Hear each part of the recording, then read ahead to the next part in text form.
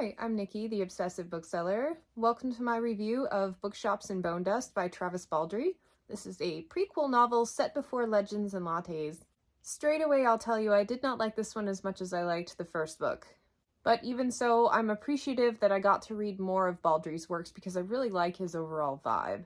This cozy fantasy thing has kind of taken the market by storm, and I give him a bit of credit for kind of changing the way authors think about what kind of stories they can tell. I know he's not the first mover in this category, but he's definitely the one who's kind of making it more mainstream.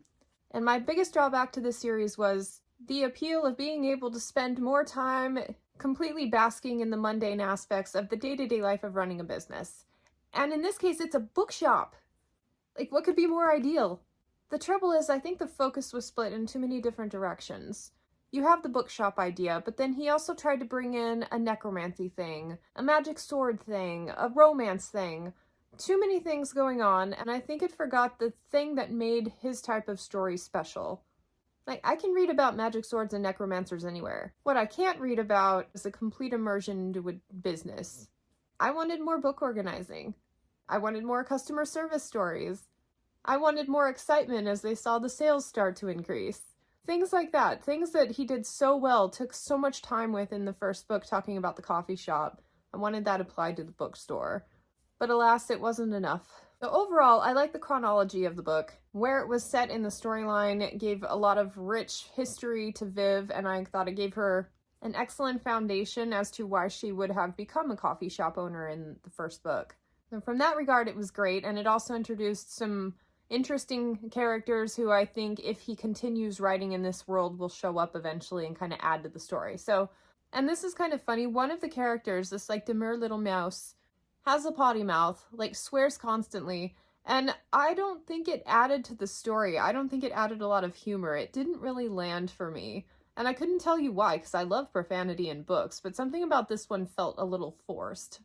If she had sworn occasionally, I think it would have had more of an impact, but it was like every time she talked, she had some sort of cuss word. That's a funny minor thing to focus on, but yeah, it struck me. Overall, I'm not regretting that I read it, but the things that I loved, I really, really loved. I just wish there could have been more of them. I'm coming in at a 2.5 out of 5 stars, slightly leaning towards a 3-star, but I am hopeful for anything he chooses to write next because I'll probably pick it up. Let's talk about other books you might like. So this cozy fantasy thing going on is awesome. I've read a few other books that kind of hit me the same way. Going Postal by Terry Pratchett, I don't know that I'd call it cozy necessarily, but as Travis Baldree himself describes it, it's very low-stakes fantasy. And I didn't know I was missing that from my life until I read this book. It was really funny, like kind of subtle humor where you have to be paying attention, and if you didn't get the joke, you wouldn't even have realized that there was a joke there. This is very cleverly done. And I liked the day-to-day aspects of running a post office. And in fact, if you thought the mundane stuff was a little too heavy-handed in Legends and Lattes and thought the balance in Bookshops and Bonedust was perfect, you'll probably like Going Postal. Because it didn't focus as much on the postal service as I wish it had, but the stuff that it did, it was like really good. Next, Written in Red by Anne Bishop. This is a paranormal story, but you spend an inordinate amount of time in the mail room with this character, sorting mail, talking about mail. There's a general theme here. I think the author takes way too much time focusing on stuff like that. And I didn't really consider this one a low-stakes fantasy, but it was reading that way. And when I picked it up, I wanted like action-packed, like Dresden Files type of stuff, and I got mailroom stuff.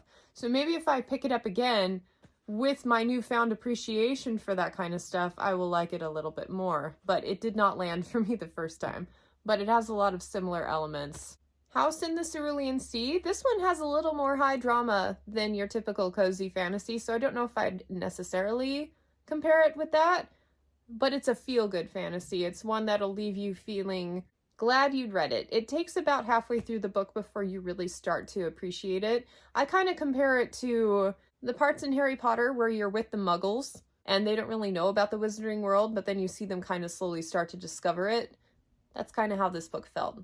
I really enjoyed it. Minimum Wage Magic by Rachel Aaron. This is a spin-off series to the Heartstrikers series, and I loved it. If you like Storage Wars in book format with magic and dragons, like this is your jam. This one was so much fun. I think this author in general needs a lot more attention on BookTube. I love her Eli Mom Press, I love Heartstrikers, I love this. There are very few things that I didn't like about what she did. Oh, she even has a space one, Fortune's Pawn. It was excellent.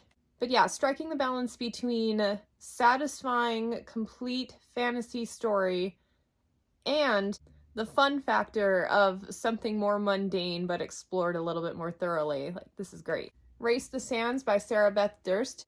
Not a feel-good story, but it's a standalone. And as with Legends and Lattes, I thought all of the elements that she put into this book just worked. It was so much fun, such a cool tale, really imaginative and creative. And so if you're in it for just like a one and done, this would be a really good pick. And that's the review. I want to take a minute to thank my patrons. Thank you so much for how much fun we've been having reading stuff together lately. I really appreciate how much positive energy you guys are bringing to my life and my reading world. And as always, thank you so much for watching, and I hope to catch you on the next one.